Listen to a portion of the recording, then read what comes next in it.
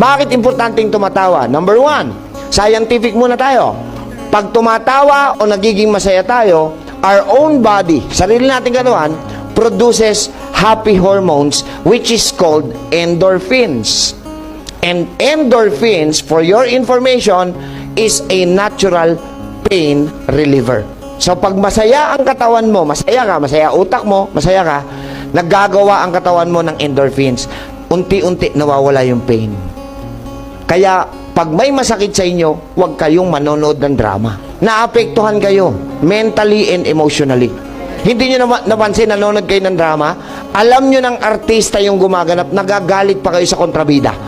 Sinabi naman ng Panginoon, sabihin natin, Proverbs 17:22. Hoy, may sinabi ho kayo, narinig ko ang sabi nyo, laughter is the best.